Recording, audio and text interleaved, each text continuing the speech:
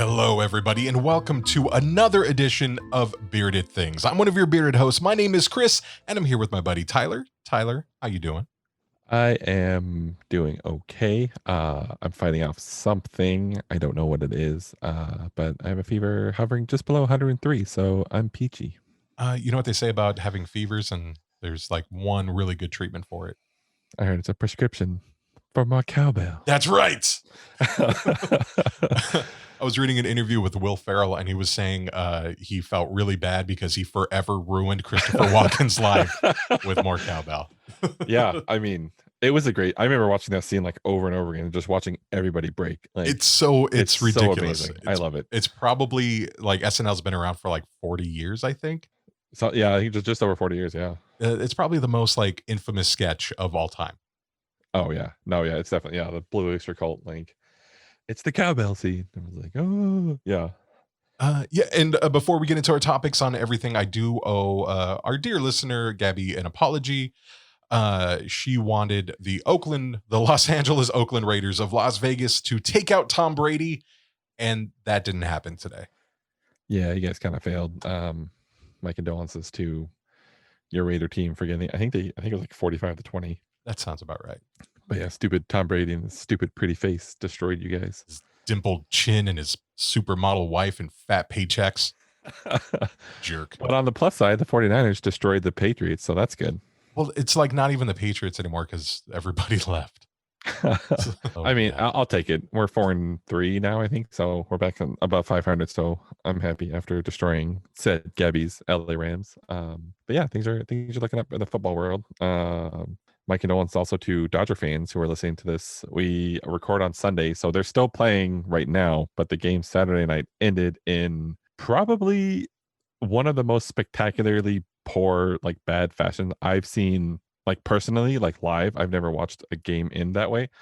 Not live, I wasn't there, but like on TV. That was pretty insane how the ball just kind of kicked around everywhere and the Rays won in crazy fashion on Saturday. Yeah, that was a bizarre loss. And then the Dodgers were up for most of the game. Yeah, exactly. It was just that last tail end bit. And I know Jansen's been struggling as the closer, so I don't know. I don't think they have Jansen in right now. I'm not watching it because we're recording. But I think last time I saw they weren't going to put Jansen in for the ninth tonight. So that'll be interesting. Saving See him. what plays up. Yeah. Hoping he doesn't choke the game away again. Yeah, But hey, Kershaw looked good tonight. He had one bad inning and then he struggled through that and he recovered. So that was good. Yeah, it looks like I don't want to jinx it because the game is still going on at the time of recording. So it looks like they got it, but I don't want to say that. I don't want to put that out there. No, yeah. I hope if they win tonight, I think Walker Buehler is going to pitch Tuesday. So those of you that are listening to this on Tuesday, Walker Buehler should be pitching tonight. And if he pitches, he's probably one of the best postseason pitchers in the game right now. I feel like he's going to do a really good job. Although he is going against Blake Snell, who I'm assuming he's going to pitch against Blake Snell, who won game 2. So it'll be interesting. We'll see what happens. So what are you going to be covering tonight? Well, seeing as this is our last episode of our October Spooktacular Extravaganza, Wait. What was that? Oh yeah, sorry. Our October Spooktacular Extravaganza. I'm going to be covering the history of Halloween. Excellent. Very topical. I'm also in the spirit of our spooktacular October extravaganza type thing. I want to use it too. I will be covering seances. Ooh, nice. And there's a lot to unpack there. So I did my best. And you'll see. We'll get to it. Are we going to conjure loved ones tonight? Perhaps. And And I will say, if you are streaming on a site that lets you do like ratings and all that kind of jazz, we would really love it if you can give us a 5-star rating, maybe give us a little shout out. We really, really love that stuff. We're a small mom and pop pod. So all those little things really go a long way. Yes, please do. And maybe if you give us enough 5 stars, we'll explain who's the mom, who's the pop in this relationship. Heyo. I'd like to think it changes at times. Depends on the mood. Pretty much. All right. I think that's all the business to get out of the way. Yeah, I don't think we have anything else. We haven't gotten any hate mail in a while, so yay us. So are we just gonna get into it? Let's get into it. I believe I went first last week, so you, sir, are up. Yay. Okay. So for today's topic, as I promised in prior episodes, we talked about, when we did our Banter with the Beardsleys, our history of Halloween or Halloween traditions. I said I wanted to cover the history of Halloween, and that's what I'm going to do. I'm going to cover Halloween, how it's celebrated, why we celebrate it, and I'm going to go from the history of Samhain and All Hallows Eve. And so, my bearded friends, put on your witch's hat, grab a cup of spiced cider, and let's sit back and have a listen. So, contrary to popular belief, Halloween is not the time when the veil between the living and the dead is at its thinnest. I don't care what shitty Disney movies you swear that is the greatest Halloween movie ever. I don't care what it tells you. It's not true. And yes, you heard me. I'm coming for you, Sanderson sisters, and I'm calling out your stupid movie, Hocus Pocus. Dang. Full disclosure, I am not a fan of Hocus Pocus or Halloween Town or any of those feel-good Disney Halloween movies. I prefer like Nightmare Before Christmas, Corpse Bride, Coraline. I like those as my feel-good Halloween movies. And speaking of feel-good Halloween movies, hey Chris, do you know why the boy and girl ghost couldn't get pregnant? Oh no. No. Because the boy ghost had a Halloweenie. Continuing on. That being said, please remember all hate mail can be addressed to Chris at BeardedThings.com. Thank you. Okay. So now that we have, established where I stand on Halloween movies, let's get into the real reason for Halloween. We all know it's Jack Skellington's birthday. Just kidding, kind of. Well, I was like, there's a whole fan theory about how Jack Skellington is actually the headless horseman from what's the one where he throws Sleepy Hollow. Sleepy Hollow. No, it makes sense. I like it. Yeah. So the story of Halloween dates back thousands of years ago to ancient Celtic traditions, and one specifically called Samhain. Now, Samhain is a Gaelic word, and it's spelled Samhain, and is often mispronounced by many people as Samhain. This is because many early Christians believe Samhain, I can't even say it. Many early Christians believe Samhain was a pagan ritual to honor a Celtic god, supposedly named Samhain, and who was the god of death and the god of the underworld. So they want you to think of kind of the devil if he wore green instead of Prada. The problem with this is that there is no Celtic god named Samhain. The Celtic god for the underworld is actually named Aran. So now that we know how to pronounce Samhain, what is it? Well, Samhain was the festival to end the year as the Celtic New Year began on November 1st. They saw this as the end of the summer and their time to really harvest their crops, get everything ready to go and prepare. And it's because it also marked the beginning of the cold, dark winter. And in this time in our history, it usually meant a lot of people were going to die, especially in the areas where these people were, which is what is now called Ireland and a lot of like Northern Europe. The ancient Celtic Druids, which is a holy person and not the World of Warcraft class, they felt that this time was when the lines between the living and the dead were blurred, and it allowed for spirits of the dead to pass through their world into the living and destroy their crops. Now I know what you're thinking. Tyler, you sexy co-host, you just told us that Halloween wasn't a time when the veil was thinned. Now you're saying it is. WTF, mate. Well, my dear listeners, I want to let you know that the thinning of the barrier between the living and the dead is thought to happen during any sort of transition, especially seasonal transitions. And the ancient Celts, they had similar festivals between their winter and spring months when the crops began to return. Side note, there's also a very fascinating psychological study related to like seasonal affective disorder and seasonal and emotional transitions that we go to now in like modern, 21st century times, that actually allows mediums and psychics kind of, it enhances their greater, like it makes their powers a little bit easier, and they're able to see and hear things easier. But I'm gonna say that for another episode. So these druids and other leaders decided that they needed to hold a festival to honor all these spirits. They believed that while the spirits did come into our world to damage crops and generally wreak havoc, they also allowed the druids to commune with the dead and make predictions about our future. These predictions gave the people of the time some sort of comfort and kind of gave them something to look forward to during the long, cold, dark winters. During these celebrations, the Celtic people would snuff out their fires at home and erect massive bonfires in the village square. There, the people would gather to burn old crops and sacrifice animals to their gods in an effort to honor the dead and also hopefully survive the winter. During this period of sacrifice, The Celts would put on what we would now call costumes, but back then they were essentially just they were wearing the heads and the skins of slain animals, and the Druids would then commune with the dead and tell the future. That's metal as F. Right? Like, I'm going to destroy these animals and wear their skin. So after the ceremony was over, the people would take logs or they would find a mean to carry the fire and take the fire of the sacred bonfire to their hearths, and they would take them to their home and they would relight their fires. They believed that this would now give them protection and the warmth of the gods. This continued for thousands of years until around 43 CE, when the Roman Empire did what Romans do and they conquered all the living world, or all the known world, basically. They conquered most of the Celtic lands, and during the next 400 years, the Romans would combine two Roman celebrations with Samhain, and they would kind of stick around and they would kind of start to shape what we see as Halloween. The first one of these days was called Ferelia, which is the day where Romans would honor their dead. And the second was a day that they used to honor the goddess Pomona. Pomona, not like the city in Los Angeles, was the goddess of fruit and trees, and her symbol was an apple. And worshippers would try to pick an apple out of a bucket of water to gain Pomona's favor.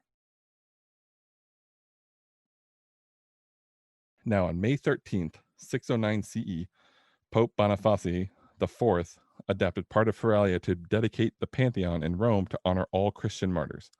All you Catholics out there, you'll recognize this as the Feast of All Martyrs. When Pope Gregory III took over, he added all the saints that have died, and he added that to this festival. He wanted them to be honored, and he moved the festival to November 1st. This became known as the Middle English word Allhallows, which meant Feast of the Saints. This was then shortened to Allhallowmas, and finally to All Hallows. Today we know it is All Saints' Day. We'll come back to this in just a minute. A couple hundred years later, as Christianity spread through the Celtic lands, the old rituals were being supplanted as the Celtic traditions were being blended with a lot of like the Christian celebrations. In the year 1000, the church named November 2nd to be All Souls' Day and proclaimed it to be a day where the dead would be honored. All Souls' Day was celebrated really similar to Samhain. Large bonfires were erected, people would dress up in costumes and parade around towns. Many historians and scholars believe this was a way for the church to replace the Celtic Festival of the Dead with a more official church-sanctioned holiday. So they're kind of like, hey, you're going to do your thing. We're going to rename it. We're going to say it's okay by the church. So these two holidays became very important to the Celtic people as well as most of Europe, so many wanted to celebrate more. Since the traditional Celtic festival of Samhain was on October 31st, many Celts wanted to honor that and combine it with the celebration of All Saints' Days, so they began to celebrate the night before All Hallows. This became known as All Hallows' Eve, and eventually what we know as Halloween. Yay! We know the history of Halloween in Europe. Woo! But how did it make it over here to America, where we can do what we do best and exploit it? Let me tell you. So, like many, if not all, of the great things we have in this country, we have one very special group to thank for that. Immigrants. Pause for cheering. Okay, if you haven't thrown your device out the window, I want to explain how immigrants brought my favorite commercial holiday to America. So in the late 1700s, early 1800s, Halloween was a very, very limited celebration. It was limited in scope, limited in capacity. Many colonists, after all, they still believed that Halloween was a pagan holiday. It was celebrated by witches and the occult. The Salem witch trials were still a recent history to some people, and I'm sure the stories were passed down to their children. Without getting too deep into U.S. American history in the colony time, basically you think about the original colonies were split in terms of ideology and who was running parts of the colonies. The northern colonies were very religious, kind of if you think like the Quakers, those type of people. But in the southern colonies, the religious aspects and standards were a lot more lax. Because of this, as more immigrants came over from Europe or they came up from the Caribbean around this time, those traditions came with them. The traditional Halloween festivals melded with Caribbean traditions, easy for me to say, to honor loved ones and even combined with some of the Native American people who had already occupied the land. And the first of these became known as something called a play party, and they were designed to celebrate the harvest. People would come out of their homes, they would share stories of their dead loved ones, as well as teach each other's fortunes, dance, sing, and eat the night away. Thanks to the many influence of different ethnic groups A new tradition began to pop up in these harvest festivals. They began to tell ghost stories, and they kind of started messing around more. There was an air of general mischief making. Now, these aren't like typical like egging or TPing of houses that, when people give you dental floss for Halloween, you go back and you egg their house. It's not what we were talking about. These little pranksters were super evil. So if you, didn't give out, like your house wasn't done enough properly, they would tip over the outhouses when no one was in it. Or the most diabolical thing I could find, they would open the gates of their farmers' houses. Oh, that's cold. Just craziness, right? Evil. So in all seriousness, things are around this time, they're starting to seem a little bit more like Halloween, right? So by the mid to late 1800s, America began to see a greater influx of immigrants, especially those coming from Ireland because they had their great potato famine that was going around this time. With those immigrants came their traditions of Halloween, and a lot of them still carried over the traditions of Samhain. Now, many of the people still celebrating Halloween were still kind of poor because they were immigrants. They're coming to this country with pretty much nothing. And so they would dress up and they would go to their neighbors' houses and they started asking for food or money. Essentially, this is what we know as trick or treating nowadays. This was the very beginnings of it. Also, around this time, young women believed that they could tell their future and they would read each other's fortunes by spinning yarn or peeling apples and throwing the apple peels over their shoulder and then turning and trying to read to see if they formed an initial. And those initials would be the person they're going to marry before the next Halloween. Eventually, by the late 1800s, as the holiday spread, more Americans wanted to distance themselves from the ghosts and pranks and general witchcrafty tones of the holiday and make it more of a day of togetherness and community. The most popular way to celebrate Halloween was to have a party where the focus was on family-friendly games, festive food, and costumes, and not necessarily telling the future or sacrificing or any of that stuff that seemed too scary or too dangerous. By the turn of the century, Halloween had lost almost all of its superstitious and religious undertones. In the 1920s and 30s, towns would hold huge town parties where the whole town would come celebrate, but leaders began to notice that there was an uptick in vandalism by teenage kids. Again, teenagers ruin everything. Just kidding. We love you, teenage listeners. Harkening back to colonial times, a popular vandalism was for kids to steal the gates of farmers in the area. But now that the farms were more closely related, there's more farms around the area, the livestock started getting out and it would cause stampedes. So it actually caused a lot of damage. That's kind of hilarious. Yeah. There's another report of a Protestant minister in Ohio who reported waking up on Halloween to beer signs all over his front door and a pyramid of beer bottles on his porch. Which I just have to say, anytime you drink a lot of cans or bottles, I think stacking them in a giant pyramid is just like a rite of passage. Like everyone has to do that. You got to do it once. Yeah. And as the holiday began to grow in popularity, so did the pranks. There's another report from Tucson, Arizona, where kids were running around with a wire and they were tripping pedestrians on the street. But on one occasion, the pranky got up, he drew a revolver and shot one of the kids dead. Another woman in Indiana reportedly was scared to death when a couple boys thrust a jack-o'-lantern in her face, causing her to become scared and have a heart attack. Because of the rise in pranking, many cities and towns began to shift the focus of the celebration into the homes instead of large public gatherings. This also kind of coincidentally coincided with the baby boom of the 1950s. So there was just a ton more kids running around in general. So they're like, you know what, let's just keep it in the house, stay away from the big towns. We don't want your screaming kids everywhere. This resulted in families going door to door to ask for treats. One way for homeowners to avoid being tricked was to hand out sweet treats, thus beginning what we know and love as trick-or-treating in its kind of modern form. As the country got more and more populated, the holiday began to get more and more popular, and people began looking into the history of Halloween and listening to the stories of their grandparents and their great-grandparents. They would hear the stories of the Celts on Samhain, leaving carved and lit turnips and potatoes for their loved ones to find a lighted path to their home, and adapted that into lighting gourds in America. Another story is that of the black cat. Back in the Middle Ages, the story was passed down that they believed that witches would turn into black cats to avoid being found. The story was brought to America by ancestors, and the fear of black cats popped up in America. Kids also started to hear the telling of ancient ghost stories, and they began to adapt these stories to their new world, and the telling of ghost stories brought back the scariness of Halloween. Then in the late 60s and beyond, the telling of scary stories made it to this crazy new invention called television and the form of movies, and they came out, and the tradition of telling scary stories grew so that entire countries could participate. So it brought the scariness back to Halloween. Lastly, I want to tell you what is thought to be the origin of the well-known and beloved jack-o'-lantern.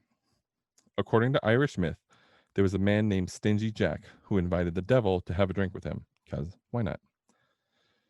Well, when the devil arrived, Jack didn't want to use his own money, hence the name Stingy Jack. So he convinced the devil to turn himself into a coin. Instead of using the coin, Jack placed the coin in his pocket next to a silver cross, which prevented the devil from turning back into his natural form. Jack eventually let him out after striking a deal with the devil, saying he could not return for 1 year, and should Jack die prior to their meeting, the devil could not claim his soul. So a year passes and the devil returns, but Jack again tricks the devil somehow by asking him to climb a tree and get some fruit. While in the tree, Jack carves the sign of the cross into the tree so the devil could not come down. After making yet another deal with the devil, this time to not return for 10 years, and again with a caveat that should Jack die prior to the meeting, the devil can't take his soul. Jack removes the sign of the cross and the devil leaves. Shortly after this, however, Jack dies. When he gets to heaven, God tells him that there's no place for a trickster like him, and he sends him to hell. However, when he gets to hell, the devil's like, nah, man, I'm a man of my word, and I cannot claim your soul, so you can't come to hell, so you can't come in. The devil sends Jack into the darkness of pure night with only a burning coal to light his way. Jack places the burning coal into a turnip that he hollowed out and has been walking the earth ever since. The Irish went on to call this roaming spirit Jack of the Lantern, or shortened to Jack-o'-lantern. In Ireland, people then began making their own versions of the lit turnip by carving scary faces into the turnip or potatoes in an effort to ward off Jack of the Lantern and other evil spirits. When Irish immigrants arrived in America, they brought the story of Jack of the Lantern, and they found this perfect vessel for lighting, which was the pumpkin. And jack-o'-lanterns were born in America. And that, my bearded friends, is the story of Halloween. I just want to jump in. I'm just picturing the devil making the deal with Jack, Stingy Jack. Yeah. And then he gets stuck up in a tree. And then he's just like, oh, come on, man. Yeah. Let me down. Don't be a jerk. Not cool. Yeah, I hope that was a good rendition of the history. There's a lot more that goes into like the different, like, I don't want to get too deep into the traditions of like Samhain, like they would do certain like spells and incantations around the bonfire, but it would have taken me a really long time to finish everything. So yeah, it's a really dense subject that goes back like literally thousands of years. Yeah, exactly. Yeah. So it's crazy. Yeah, man. And, Awesome. That's a lot of fun. and I feel like if it wasn't for all those people, you wouldn't have this wonderful podcast to listen to because we probably wouldn't got into the spooky, crazy stuff that kind of comes with Halloween. Wow. I just got kind of meta. Like, we are here because a long line of storytellers told stories that were creepy, that were passed on through generations, that got to us eventually at some point, and then it changed our lives to be like inspired by those creepy stories, to then find those creepy stories told by the ancestors via technology to all of you. Exactly. It's come full circle, man. It happened, man. It was wild. So if we get to 1,000 downloads, we're going to put on animal costumes and dance around a fire for you. I don't need 1,000 downloads so that I will go do that right now. Yeah, just go to our OnlyFans. There'll be content there. Yeah, the origins of Halloween were super metal, and I think that's kind of cool. Yeah, I agree. It's like a giant Black Sabbath album from like start to finish. That's all it is. Yeah, it's just an album. That's all I was doing. I was just reading you notes from the Black Sabbath album. And now, before we get into Banter with the Beardsleys and your topic, we're going to take a quick commercial break. And we're back. Thank you so much for sticking around with us and not throwing your devices out the window. Now we are going to transition into Banter with the Beardsleys. I still love that. I know, it's great. Never going to get over it. Okay, so Banter with the Beardsleys, as most of you hopefully already know, but if this is your first time joining us, Banter with the Beardsleys is our kind of fun, unscripted chat, a little bit of banter, you would say, between Chris and I, and we are your Beardsleys. It's part of our family group. And we read questions that are submitted by the listener, which is you, and they're submitted. We throw them in a hat. We pick one out at random, and we talk about it on the air. It could be anything. It doesn't have to be like a spooky question. It can be a funny, a silly question, something you're curious about. You want our favorite food recipe, our beer tips, any of that stuff. Just send in a message. Let us know. Yeah, we will definitely talk about it. And I believe this week we have one from one of you guys. Yeah, it comes from our friend Mouse. Hello, Mouse. And he's a local friend of ours. We grew up with him. His real name's not Mouse. His real name is Michael. But, what's funny is I didn't know that until like high school. Yeah. Everyone just thought his parents hated him and named him Mouse. No, that's not true. But yeah, he went by Mouse since like the 3rd grade. So everyone, like, he's been Mouse like his entire life, which is actually kind of cool that you have a nickname that transcends time and space like that. Yeah. So our friend Mouse says, do you guys think there is an organization that is hiding or killing off, quote, people with extraordinary powers, such as the movie Glass or something like the Unbreakable movie trilogy? Yes. The answer. Short answer, yes. Honestly, I kind of do, but not. Let me rephrase that. So if paranormal entities, if superhumans do exist, I don't know that they do. I don't doubt that they do. I just don't know that they do. So you're telling me Justice League wasn't a documentary? Justice League, I think, is a hypothetical documentary. Okay. Not to be confused with the actual documentary of the Avengers. Oh, got it. I always get confused when I don't see the aliens flying around. I don't know which one's which. Yeah, it gets really, really weird.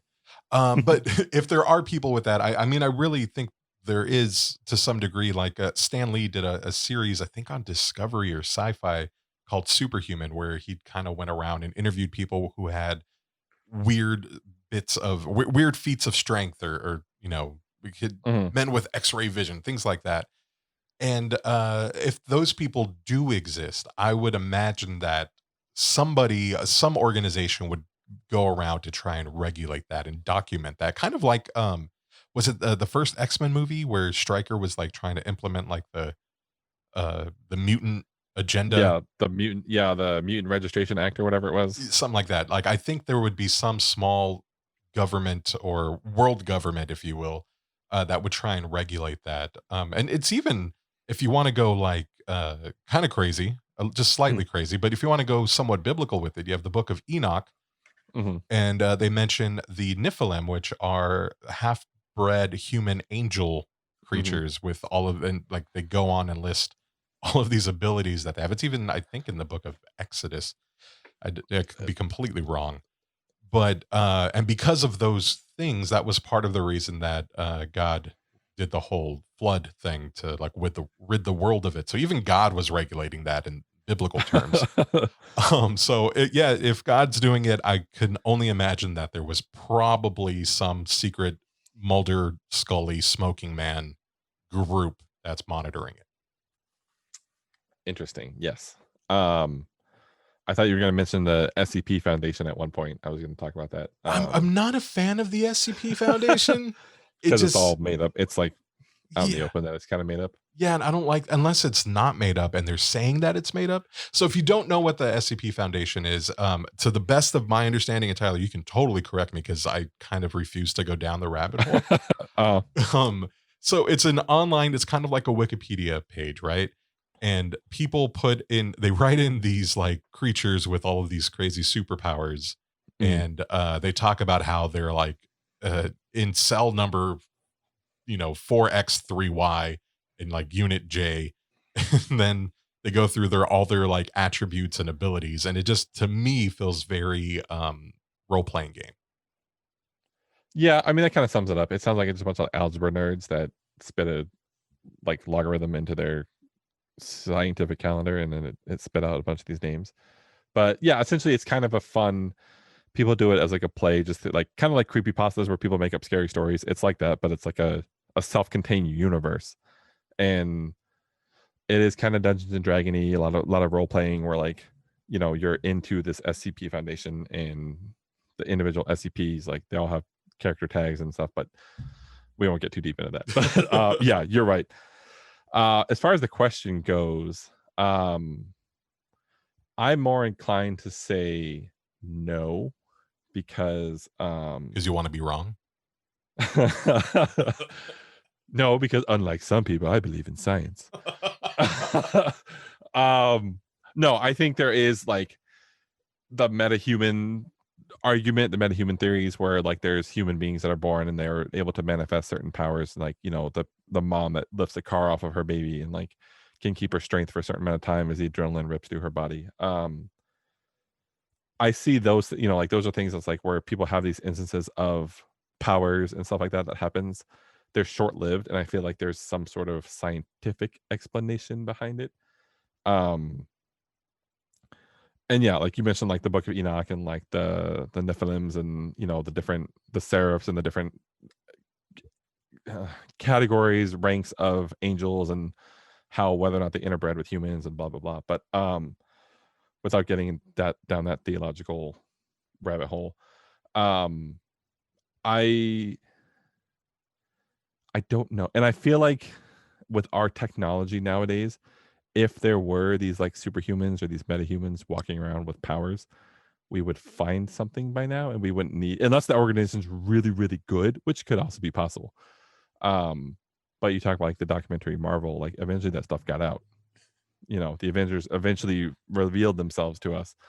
And I just feel like that's something that with the technology we have and everyone being surveillanced in the eyes of everyone has a phone, that if someone saw something, they would throw it up on like Facebook Live or Instagram Live or Snapchat or TikTok or some sort of social media. Someone would find it and see it. Well, see, like And to argue that, it's kind of like in what was the paranormal activity, the marked ones that took place in our the one that took place in hometown. Oxnard, Yes. even though only like half the movie was filmed in Oxnard, the rest of it was in East LA. Right, actually, But right around whatever. the corner from the original Tommy Chili Burgers. Yeah. Fun fact. But so in that movie, there's the part where spoiler, if you haven't seen it, you need to go see it, especially because it's Halloween time, and it was actually, I thought, pretty well done. But there's a part where he gets possessed and he Mhm. records himself falling and an invisible entity catching him and picking him back up. And he does it like 4 or 5 times, and then he puts it on YouTube. And then Mhm. everybody on YouTube starts trashing him, saying these are like really crappy special effects. Mhm. So if somebody was, able to do that, right, it like, to kind of float or levitate slightly or whatever, and they put it online, be like, oh, that's kind of a cool effect. I'm pretty sure there's wires, or like, I can't see your arm, so Mhm. you're probably holding yourself up. So I think people would automatically debunk it, even if it was real. Like, how many times have we watched a YouTube video and then we're like, oh, that's stupid. Like, it's totally like, After Effects or whatever. No, yeah, that makes sense. And I get, like, I think that is true. I think if there was proof of something like that, immediately the internet would be like, you're bullshit. Like, that's bullshit. But I feel like there would be, if it happened enough that like there would be more people like, no, no, no, like this really happened, or like they'd be able to replicate it again, you know, like. Well, and then also too, the United States government just admitted to like videotaping UFOs, True. and nobody cares. Nobody cares at Well, all. yeah, we're also in the middle of a world crushing pandemic and thousands of people are dying. But I guess, I mean, see, I feel like this would be the perfect time if that is true. They could release that information and they could totally just like throw it out there, like, yeah, we knew about it, and it would get swept under the rug because everyone else is worried about dying. Um, I feel like this would be the perfect time. They should do it. If you're listening, or whichever FBI agent happens to be listening to our podcast right now, Because yeah, we are um, using technology, so they are yeah, listening. yeah, someone's listening. The NSA, somebody's listening to this right now. Which, hi, I hope you're enjoying it. Um, Now's the time. Just release it. Go. It'll be like the perfect bombshell. It's the last October, bombshell that you can throw out there before the election. Like, just see what happens. Just go for it. You can do this. I believe in you. Yeah, you know what? I actually support that. If you are a government official, if you are somebody with a slight superpower, put it out there. We'll back you. Yeah, That'd be totally. great. Come on our show. We'll talk about it, Yeah, and it'll be perfect. We'll do this. let's do an exclusive. It'll be fantastic. All right. And before we get too caught in the weeds, I think that hopefully that answered your question, Mouse. Yeah, I think that was as close to an answer as we can give. Is kind of like, sure, why not? I don't know. Yeah. Maybe it is, maybe it isn't. I don't know. We'll see what happens. Right. So now that banter with the Beardsleys is finished for this episode, I guess it is time for my segment. Yes, sir. You're up. Okay, so I'm doing seances. There's a lot to try and squeeze into the segment. So, for you seance nerds out there and paranormal junkies, there are things that I skipped or left out. There was just a lot to try and fit in. So, my apologies. And also, I kind of went in a different direction, which you will see shortly, which might explain why I left some things out. Did you get So, possessed while you were writing this? there is no Chris, only Zool. Oh, hey, how's Frank, by the way? Much better. If you don't know, Frank is the dead man who lives inside of my jaw. I had oral surgery a month and a half ago or something like that, and they had to fill the void with bone fragments from a cadaver. And since it was a living person, I named him Frank. And the first month was absolutely excruciating, the worst pain I've ever had, and now it feels pretty fine. So, Nice. so Frank's working out. I think that's what Frank would want you to say. I know. I'm going in on I forget when in the next few weeks for an MRI to see how Frank officially took, and I'll let you know if there's a face in the image. Yeah, it's gonna be a little face staring back at you. A little middle finger sticking out of my jaw. Perfect. Okay, sorry. No worries. So I want to start with a couple of things. First, a disclaimer. This segment is going to be focused heavily on the spiritualist movement and other means of contacting the dead. If this subject makes you uncomfortable, please fast forward about 20 minutes or so. Second, if you are somewhere safe, like your home or your bedroom, I'll be doing an exercise with you that would have been common during the seance. You'll need a piece of paper and a pen or pencil. I'll let you know what to do in just a moment or two. Lastly, if you are sitting somewhere quiet, please pay attention to your surroundings. I've consulted a few performers of seances, and they all said strange things tend to happen when you talk about this stuff outside of a controlled seance room. There may be a sudden temperature change, a movement in your peripheral vision, or perhaps your curtains or blinds might move slightly. If you really want to enhance the possibility, I've been told to turn out all of the lights and light a candle. There may be a sudden flicker, or perhaps the candle can turn off. That is instructions. Yeah, instructions unclear. Burn out of my house. Yeah, that's completely up to you. If anything happens, if you get possessed, that is not a responsibility, but it's something you can do. Nice. Seances have been happening in different ways for thousands of years, essentially since man became aware of the possibility of an afterlife. Originally, it was done with stones or smoke from sacred herbs, but as man evolved, so did the practice of divination. It grew to involve things like spirit boards, which grew into Ouija boards, playing cards, and eventually tarot cards. Fun fact, playing cards predate tarot cards by quite a lot. You ever notice that there are 4 suits and 4 seasons? 12 cards per suit, 12 months in a year. 52 cards in a deck, 52 weeks in a year. And if you add all the values together, you'd get 365. Seances became extremely popular after the Civil War, which I briefly touched on last week during the Abraham Lincoln segment. Mostly by 3 sisters named the Fox Sisters. They were the famous TV psychics of their time. They toured America with their demonstrations, and by the end of the century, seances were being performed all over the Western world.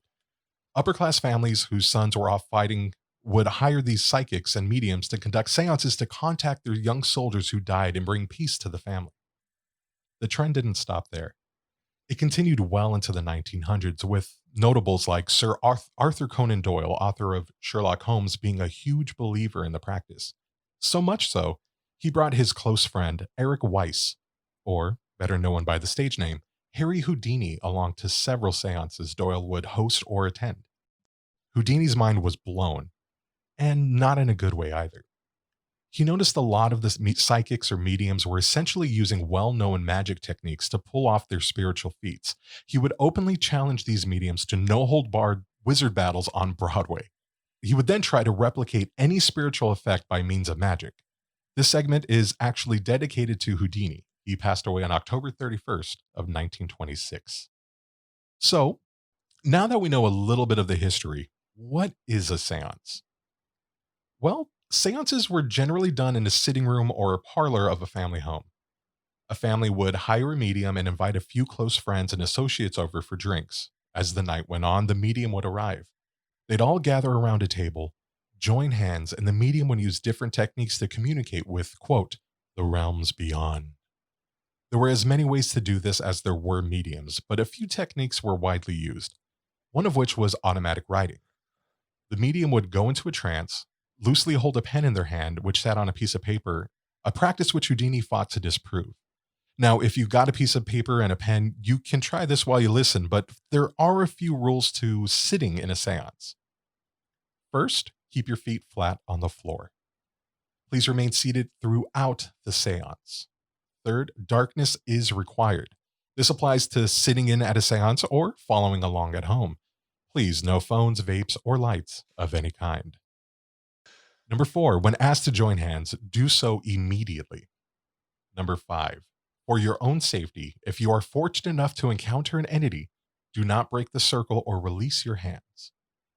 6, if you weren't comfortable communing with the beyond, that's perfectly okay. They would ask you to sit outside or wait until the seance is complete. In our case, you can just skip ahead. Now, if you want to try this, I'm going to walk you through a quick little exercise to help you get started. So, please sit comfortably with both feet on the floor. Place your hands on your lap. Take a deep breath in and let it out. One more deep breath in. Hold it and let it out. Now, lightly hold the pen or pencil in your hand and let your hand sit on the piece of paper.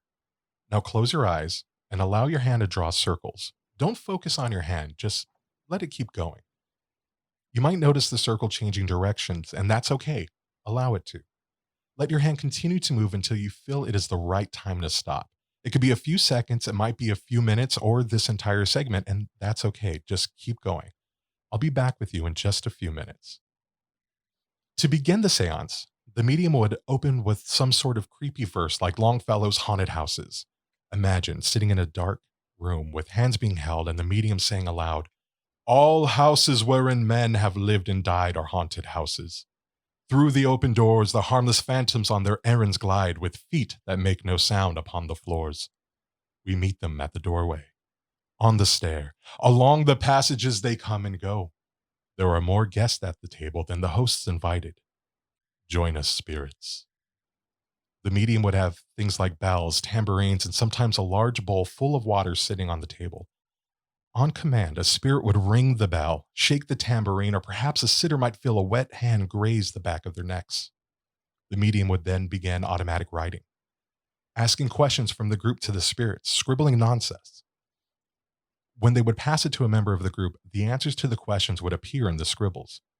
Once the spirits are ready to talk, the medium would take out a Ouija board. Milton Bradley made a fortune during this time. The guests would lightly place their fingers on the planchette, the little triangle thingy, as it seemingly glided around the board, spelling out answers to questions directly. The group would then hold hands again. The medium would take a bowl of water and stare into it like a crystal ball. They would then begin to describe the spirits they were seeing in the reflection. And more often than not, the descriptions matched the loved ones who the sitters were trying to reach. Oftentimes, the medium would allow themselves to be possessed by the spirits and would begin speaking in strange voices, knowing things they couldn't possibly know. When the medium would take back control of the body, upon the exit of the spirit, they would vomit this weird ectoplasm. The spirits would then begin to get restless, banging on walls, shaking the table. That meant that the medium needed to end the seance before it became too dangerous. If you're still writing, you can stop now if you feel it's time. Just close your eyes, take a deep breath in, and release it. Keep your eyes closed, place your pen or pencil down. One more deep breath in, and release it. If your eyes are closed, you can open them now. Don't look at your paper just yet. We'll talk about that in a moment. In honor of Houdini, I like to switch back to him for just a second. See, Houdini wasn't buying any of this. After a few seances, he devised a plan. He would give money to his crew to buy tickets for a seance. He would then disguise himself and attend. So the medium was essentially completely surrounded by magicians with a plan to bust them. He would wait until the lights were off and give the code word to his accomplices. They would run over, flip the lights on, and flip the table to find the medium had assistants hiding of their own. Houdini spent years battling and busting them until October 22nd, 1926. Part of Houdini's act was being able to take a punch to the chest by anyone. On this particular day, Houdini was laying in his dressing room when a group of fans came in to meet him. As he was getting up, a man named J. Gordon Whitehead asked, "Hey, I hear you can take a punch." When Houdini said the rumors were true, Whitehead abruptly delivered quote, 4 or 5 terribly forcible, deliberate, well-directed blows to his stomach. Houdini was still reclined on the couch and had no time to prepare for the punches, which appeared to leave him in considerable pain. Houdini brushed off the incident at the time, but his condition only worsened the next day when he boarded an overnight train to Detroit for a new run of performances. He proceeded to struggle through his routine before collapsing immediately after the final curtain. The show would be Houdini's last. Doctors successfully removed his appendix, which was found to have ruptured several days earlier but had already poisoned his insides. The magician clung to life until October 31st, when he died with his wife Bess and his 2 brothers by his side. Could Houdini's battle with mediums have gotten him killed? Well, in their 2006 biography, The Secret Life of Houdini, authors William Kalush and Larry Sloman contend that the magician's death may have been carefully planned assassination by members of the spiritualist community.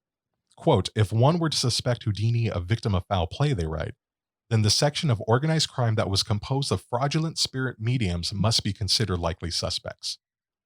Interestingly, Houdini and his wife Bess made a vow that whoever died first would try to reach out from beyond the grave. The pair created a secret code, and this is a bit of a magic secret I'm about to reveal. But the code was Rosabelle, answer. Tell, pray, answer. Look, tell, answer, answer, tell, which doesn't really mean anything. But what it was a secret code they used on stage, which spelled out the word believe. Although a skeptic, Houdini did believe in the mediums after all. Perhaps that was why he challenged them. He wanted to get rid of the fakes and find someone who was real. Did you follow along with the automatic writing? Let's take a look at your paper. Was anything written in the scribbles?